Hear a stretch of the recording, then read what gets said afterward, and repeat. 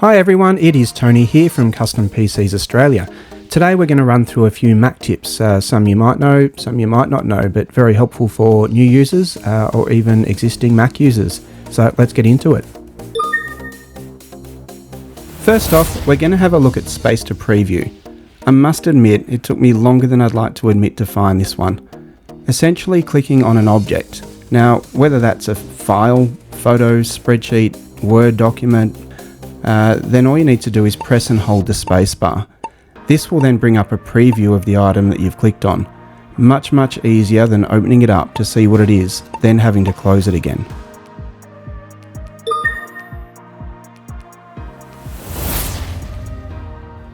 Did you know that you don't need any special software to change file formats with Mac? All you need to do is right click on the image, choose Rename File and change the extension to whatever you like. Here I'll show you how to change a PNG file to a JPEG. From a long-time Windows user, this is an amazing feature. I'll also show you changing the JPEG to a PDF file. So easy and one of my favourite tips. Alright, so if we click on Get Info, you can see that it is now a JPEG file. So now I'll just show you how to do, let's change it into a PDF. So click on Rename. And now we're going to change that to PDF. So once that's done, we're just going to click yes, we want to use that. And let's click on Get Info, just to show that it's now a PDF file. So there you go, that's how you do it. Alright, let's move on to the next tip.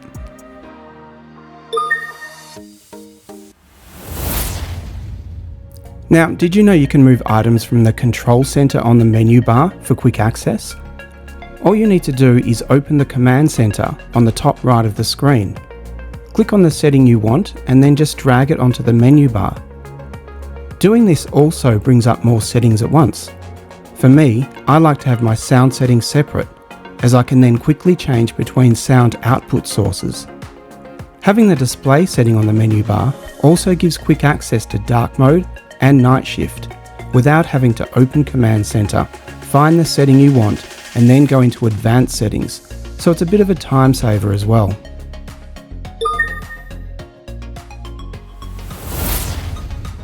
Now this one is a nice, quick and easy tip.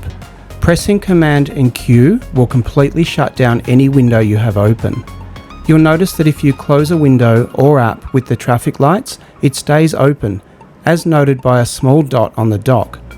When you use Command Q, it completely shuts down the program, meaning that you don't have a bunch of unused programs sitting there open. Now we're going to take a look at shortcuts for screenshots. If you just want to capture the entire screen, press Command, Shift and the number 3 together. This will produce an image of the entire display. If you only want a portion of the screen, press Command, Shift and the number 4. You can then press the mouse or trackpad button and drag over any portion of the screen that you wish to save. Release the mouse or trackpad when you are done and your screenshot will be saved. You can also capture a window or a menu bar by pressing Command, Shift and the number 4 and then pressing the space bar.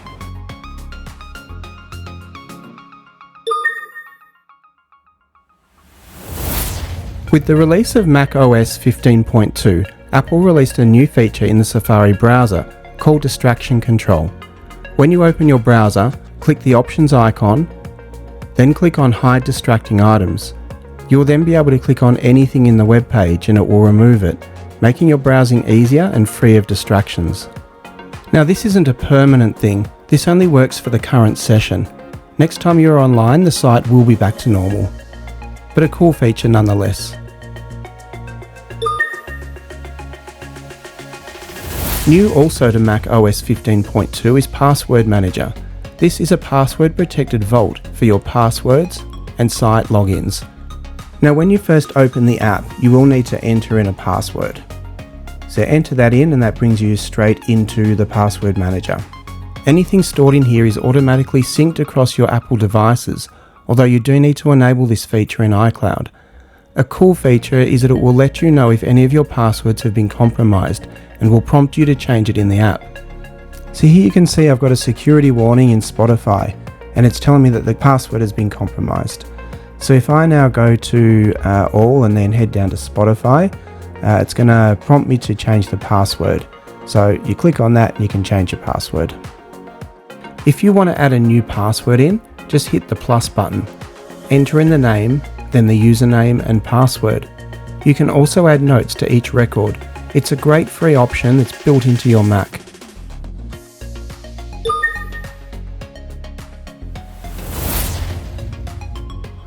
Another handy tip is the ability to add text replacements. Head to Settings, then search for Keyboard. Once there, click on Text Replacements. Here you can add in replacement phrases. So, say you type "on my way" a lot. You can set it up that when you type OMW, it will be replaced with the full phrase.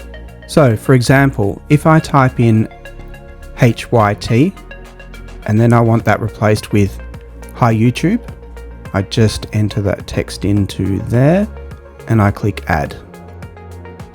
Now we'll just check it in a Notes app. So if I type in HYT in Notes and press Enter, the full phrase "Hi YouTube" comes up. So it's that easy. Yeah, really handy tool.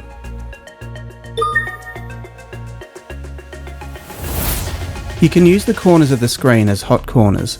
This will quickly start actions determined by you whenever you move to a corner. Go into Settings and type Hot Corners. Click on this and the Hot Corner menu will come up. You can now designate what each corner of the screen will do when you move there. Now there is a small limitation on what you can do in these corners, but as you can see from the menu there, you can choose any of these. So let's just choose the Launchpad. To Launchpad and click Done. So once you've done that, close out of that.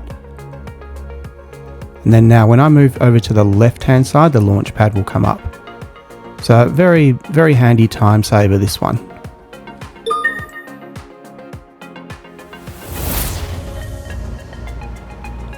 Did you know your Mac can play ambient sounds in the background while you work? Press Settings and type Audio. You will see an option called Background Sounds. Turn this on, and then you will be able to choose between a few options. Night, stream, and ocean are my favourites, but try them all and see which one you like. Once this is enabled, you will hear the sound of your choice in the background. There is also a toggle to turn off when your Mac is not in use. I really love this one. It's really calming when you have a really long workload.